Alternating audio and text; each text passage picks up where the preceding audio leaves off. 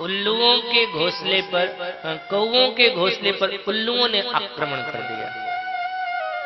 सारे कौओं को मार डाला।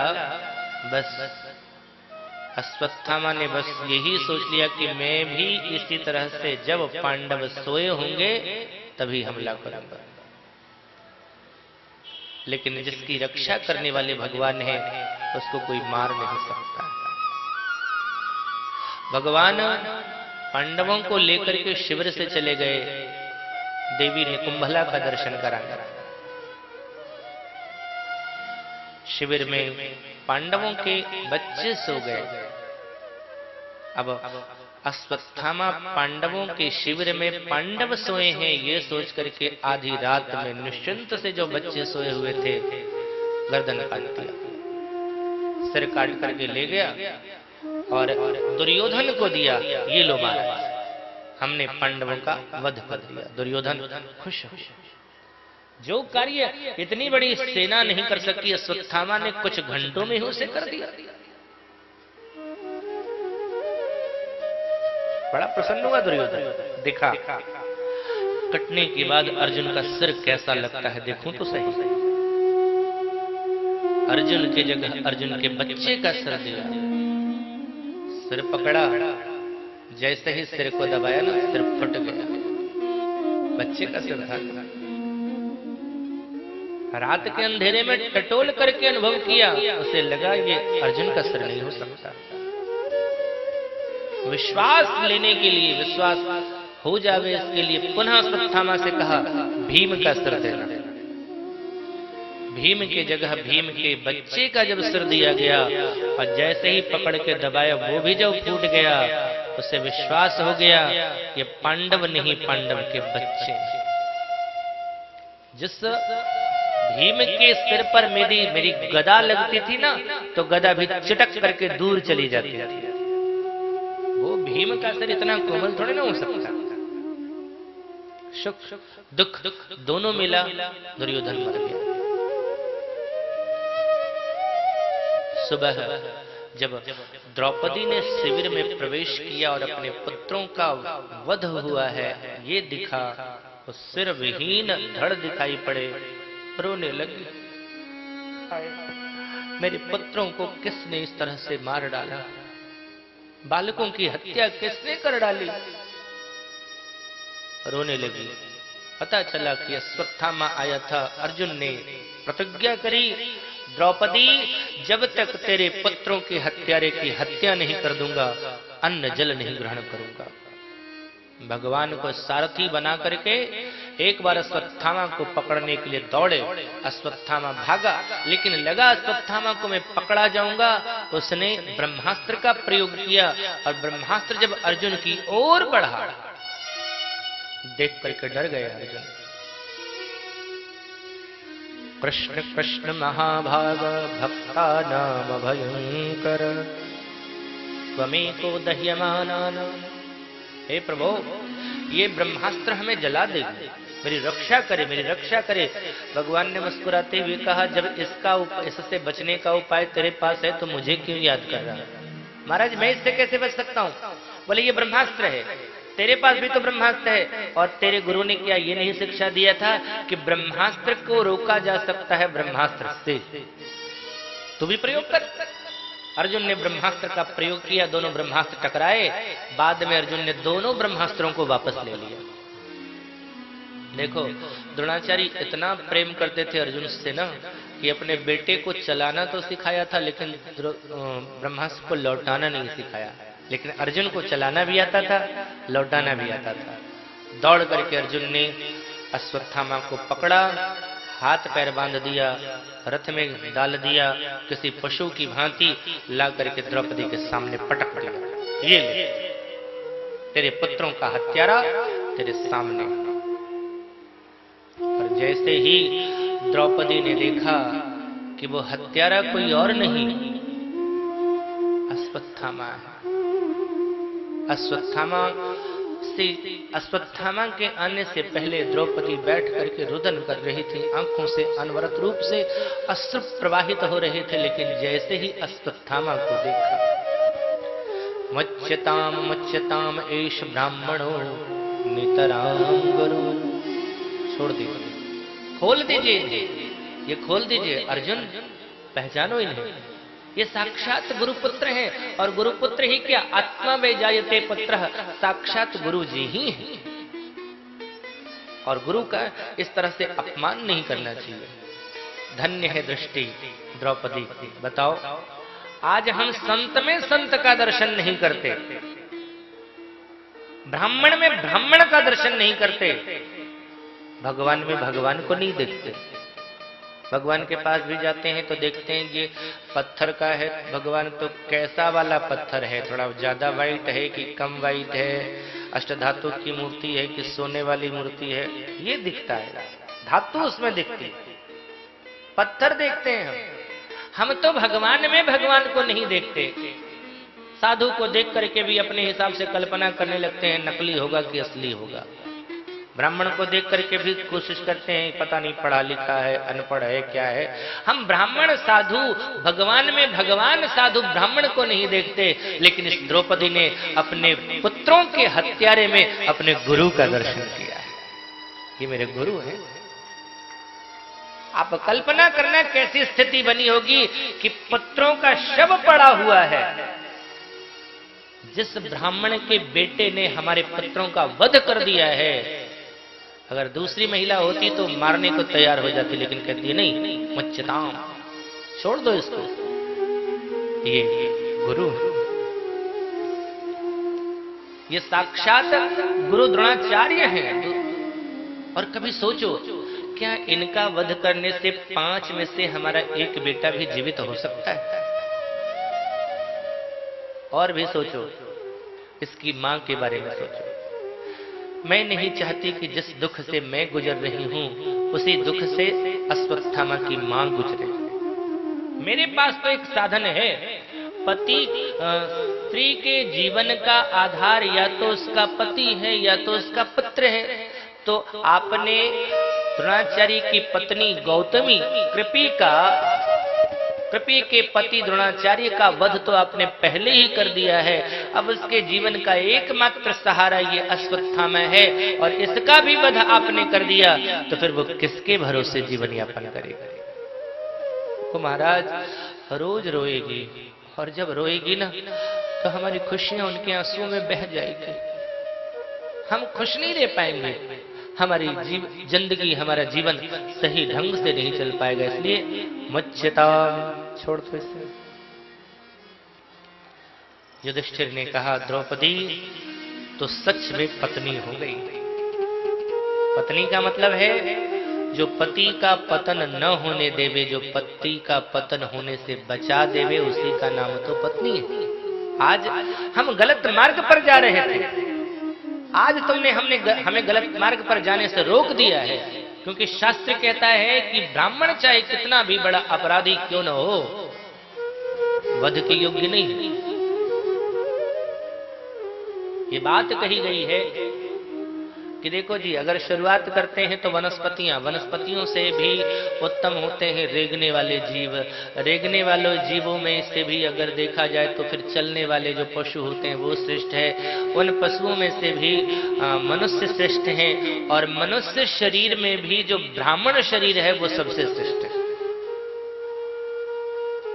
जब मनुष्य किसी शरीर में आता है, उसके बाद अगर ब्राह्मण के घर में जन्म होता है, इसका मतलब है कि इसकी अंतिम योनि है, इसके बाद ये जन्म नहीं लेगा। लेकिन कब? जब ब्राह्मणोचित कार्य करेगा तब। और जहां ब्राह्मणोचित कार्य से हट गया तो फिर से उसी में चला जाएगा।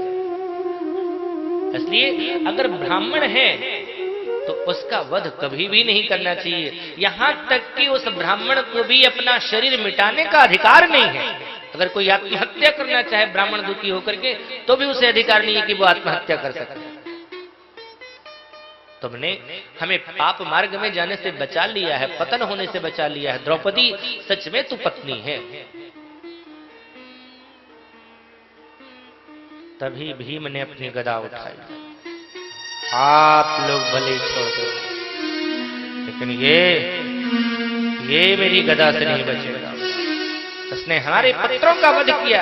और अर्जुन भूल गया तो तूने प्रतिज्ञा करी थी अपने पुत्रों की हत्यारे की जब तक हत्या नहीं करेगा तब तक तू अन्न जल नहीं ग्रहण करेगा। मार इसे, वध कर दे, वध कर दे इसका। अब अर्जुन विचित्र स्थिति में आ गए। एक तरफ द्रौपदी युधिष्ठिर कह रहे हैं मत मारो, भीम कह रहे हैं मार दो, नकुल सहदेव भी कह रहे हैं मार दो, उधर भी लोग बड़े हैं, इधर भी भीम भैया बड़े हैं, किनकी आज्ञा का पालन किया जाए। अच्छा, जब जब अर्जुन के सामने ऐसी स्थिति आई है कि वो निर्णय नहीं ले पाते हैं कि हमें क्या करना चाहिए, तो भगवान की ओर देखते हैं। संकेत यही है कि जीवन में कभी ऐसी स्थिति आ जावे कि हम निर्णय लेने में सक्षम नहीं हो रहे हैं कि हमें क्या करना चाहिए, तो किसी महापुरुष की ओर देखो, उनके पास जाओ, उनके पास जाकर के बैठ करके उनसे विचार करो, अपनी बात रखो उनके सामने। भगवान की ओर अर्जुन ने देखा, महाराज दिशा निर्देश आप ही करें। भगवान ने कहा भैया मैं अपनी बात नहीं शास्त्र की बात बताऊंगा। तो आप बता दो शास्त्र की बात। बोले ब्रह्म बंधुर न हंतव्य, ब्राह्मणों को नहीं मारना चाहिए चाहे कितना भी बड़ा पापी क्यों न हो। अर्जुन ने कहा छोड़ दें। बोले पूरी बात तो सुन ले, आधी बात क्यों सुन करके अपना निर्णय दे रहा है। आतताई वधारहण, अत्याचारी चाहे कोई भी हो उसे छोड़ना नहीं चाहिए। परिवायानुशासन, ये मेरी आज्ञा है, अनुशासन है कि ब्राह्मण चाहे कितना भी बड़ा अपराधी हो उसे कभी मारना नहीं चाहिए, और अपराधी चाहे कोई भी हो उसे कभी छोड़ना नहीं चाहिए। और ये इसने बालकों की हत्या करी, सोते हुए बालकों की हत्या करी है। एक तो बाल हत्या, ऊपर से अरे युवान भी है, शत्रु भी है, तो नियम है, शास्त्र का सिद्धांत है कि सोए हुए शत्रु का भी कभी वध नहीं करना चाहिए। इसलिए पहले न रात में युद्ध नहीं हुआ करता कि लोग सो रहे हैं, अगर शत्रु सोया हुआ है तो उसको नहीं मारना चाहिए। और इसने तो बालक की हत्या कर दी, सोते हुए बालक की हत्या कर दी, ये अत्याचारी है, इसलिए छोड़ना नहीं चाहिए। अर्जुन ने कहा जय हो सरकार की, आपके जैसे 2-4 न्यायाधीश हो जावे ना तो संसार का कल्याण हो जावे। हमने पूछा कि हमें करना क्या है, तो कहते हैं ब्राह्मण को मारना भी नहीं चाहिए, पापी को छोड़ना भी नहीं चाहिए। हमने कहा था तो सुलझाओ, तो सुलझाने की जगह दिया उलझा।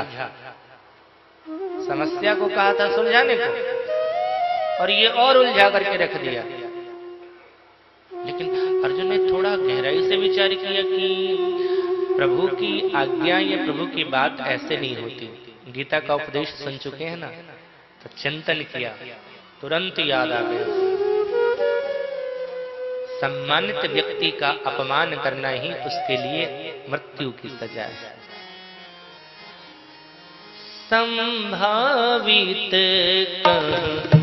अपजस लाहु, संभावित अपजस लाहु, संभावित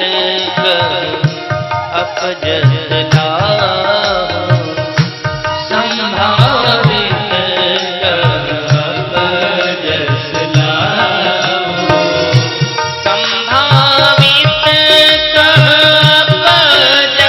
लाहु, संभावित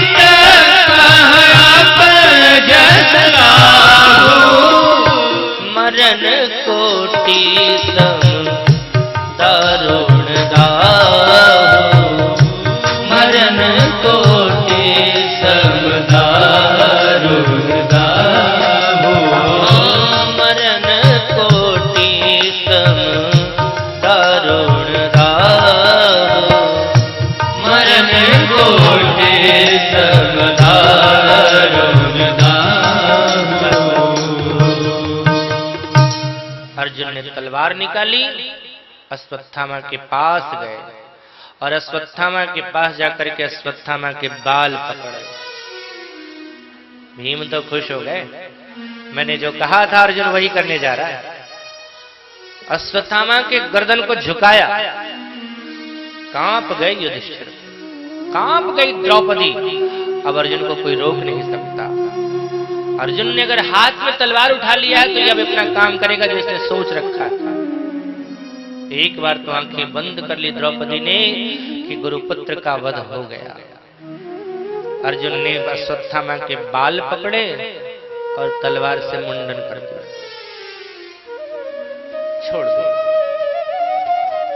अच्छा, अपमानित कर दिया ना ब्राह्मण का, ब्राह्मण का अपमान कर दिया, अपमानित करके छोड़ा तो उसके लिए मौत की सजा हो गई, प्रतिज्ञा भी पूरी हो गई।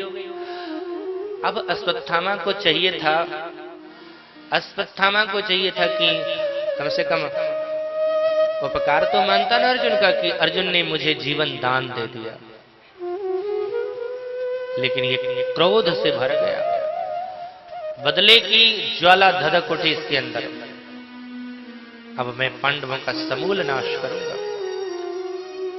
फिर हंसा, नाश तो पहले कर चुका हूं, है कौन? पांचों पांडवों के बेटे को तो मैंने मार दिया और ये सब तो अब ऐसे ही मरेंगे। अब तो कोई पांडव के वंश को बढ़ाने वाला नहीं। तभी ध्यान आया, एक है उत्तरा, अभिमन्यु की पत्नी है जिसके गर्भ में अभिमन्यु का बालक पल रहा है। बस ब्रह्मास्त्र का प्रयोग किया, उत्तरा के गर्भ को प्रक्षेपित करके उत्तरा का गर्भ जलने लगा। और जैसे ही उत्तरा का गर्भ जलने लगा वो भाग करके सीधे भगवान कृष्ण के पास आ गया। पाहि पाहि महायोगिन देव देव जगतपते, नान्यम तद भयम पश्ये यत्र मृत्युर परस्परम। हे महायोगी, हे जगतपति, हे देवाधिदेव, पाहि मेरे इस गर्भ की रक्षा करो आप। क्योंकि शब्द क्या कहती उत्तरा? नान्यम त्वद भयम पश्ये, आपके अलावा किसी और को नहीं देखती हूं जो मुझे इस विपत्ति से छुट्टी दे सके। इस विपत्ति की घड़ी में अगर कोई सहयोगी हो सकता है तो वो आप हैं, ना अन्य। नान्यम त्वद भयम पश्ये यत्र मृत्युर परस्परम। अच्छा देखो, उत्तरा ने ये नहीं कहा कि आप मेरी रक्षा करो, उत्तरा ने कहा तो मेरे जीवन पर, मेरा जीवन तो मुझ पर भार ही है, वैधव्य जीवन है, विधवा हूं। अभिमन्यु का जब अंतिम संस्कार हो रहा था तो उत्तरा तो जा रही थी सती होने के लिए, लेकिन मना किया, तुम्हारे गर्भ में अभिमन्यु का अंश पल रहा है, इसलिए तुम अगर मरोगी तो अभिमन्यु का अंश समाप्त हो जाएगा। तो महाराज मेरा जीवन तो वैसे ही मुझ पर भार है, मुझे मत बचाओ, लेकिन मेरे इस गर्भ की रक्षा कर देना। देखो, उत्तरा ने अगर ये कहा होता कि मेरी रक्षा करो तो भगवान ने उत्तरा की रक्षा कर दी होती, लेकिन क्या कहती हैं? मेरे इस गर्भ की रक्षा करना। और गर्भ की रक्षा तो तब होगी जब मां सुरक्षित बचेगी। गर्भ तो तब बचेगा ना, बच्चा तो तब बचेगा जब जच्चा रहेगी ठीक ठाक। यानी दूसरे की रक्षा करके स्वयं की रक्षा की बात करें। लेकिन एक और बात सोचने वाली है, ये उत्तरा 15 साल की कन्या है, युवती होगी किसी बहू को तो सबसे पहले किसे कहेगी?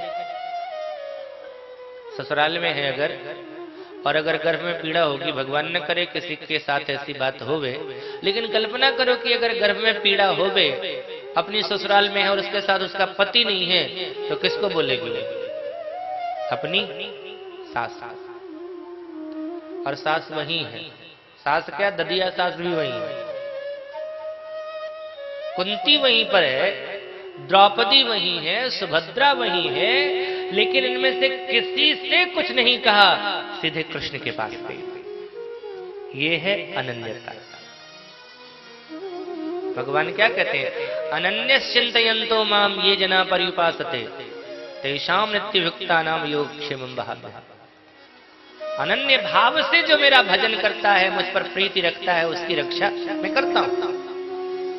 तो अगर उत्तरा ने अपनी सास, ददिया सास किसी को कह दिया होता तो शायद अनन्य भाव नहीं जगता। इस कुल में एक और महिला है द्रौपदी। द्रौपदी ने भी भगवान को पुकारा और भगवान ने इसके लिए अवतार धारण किया, वस्त्रावतार भगवान ने धारण कर लिया और इतनी साड़ियां दे दी, इतनी साड़ियां दे दी कि दुशासन की भुजाएं थक गई। जो 10,000 हाथियों का बल रखने वाला था उसकी भुजाएं थक गई, लेकिन साड़ियां नहीं घट रही हैं। लोगों को आश्चर्य हो रहा है, साड़ी बिच नारी है किनारी बिच साड़ी है, साड़ी ही किनारी है किनारी ही की साड़ी। आश्चर्य हो रहा है, साड़ी नहीं घट रही है। लेकिन द्रौपदी के ऊपर ऐसी कृपा भगवान ने किया। लेकिन आप ये सोचना, क्या द्रौपदी ने विपत्ति जब द्रौपदी पर आई तो तुरंत भगवान को पुकार लिया क्या? नहीं। जिस समय दुशासन को दुर्योधन ने कहा इसे निर्वस्त्र करके मेरी जांग पर बिठा दे, उस समय द्रौपदी को लगा हो ही नहीं सकता। जिस धर्म सभा में इतने बड़े बड़े धर्मात्मा बैठे हैं, पितामह भीष्म बैठे हैं, द्रोणाचार्य बैठे हैं, कृपाचार्य बैठे हैं, ऐसा कुछ नहीं हो सकता। और सबके प्रति आप निगाहें रखी, हे कृपाचार्य महाराज आप तो कृपा के स्वरूप हो, मुझ पर भी कृपा कर दो। लेकिन सबकी निगाहें झुकी की झुकी रह गई। फिर उसे लगा मेरा पति भी तो है, भले ही वो धर्मात्मा मेरी रक्षा नहीं करेंगे, लेकिन मेरा पति, पति का मतलब पाति रक्षति इति पति, जो पत्नी के शरीर की रक्षा करे वही तो है पति, और जो नहीं रक्षा करे वो पति नहीं है, विपत्ति है, पति नहीं। शरीर की रक्षा करे तो पति और न रक्षा करे तो विपत्ति।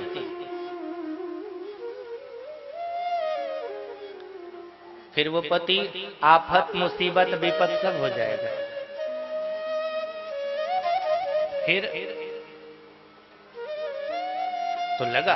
और देखो कितना है आश्चर्य वाली बात, अगर पत्नी को अकेले कहा जाए रात के 12 बजे घर से निकल कर रोड पर चलो, नहीं जाएगी, ना ना ना। लेकिन अगर उसके साथ उसका पति और हाथ पकड़ के कहे चल मेरे साथ, निश्चिंत होकर के निकल पड़ती है।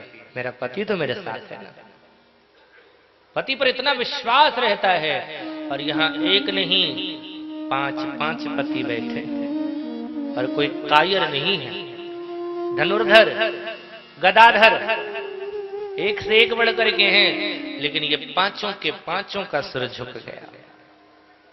पतियों पर से जब विश्वास हटा तब आई बात अपनी भुजाओं पर। मेरे अंदर भी तो क्षमता है, मैं अपनी प्रतिष्ठा की रक्षा खुद कर सकती हूँ। साड़ी को पकड़ लिया, तब भी नहीं पुकार रही भगवान को, साड़ी को पकड़ लिया। लेकिन दुशासन की भुजाओं के बल के आगे द्रौपदी की ताकत कहां काम करती। जब लगा कि अब समाप्त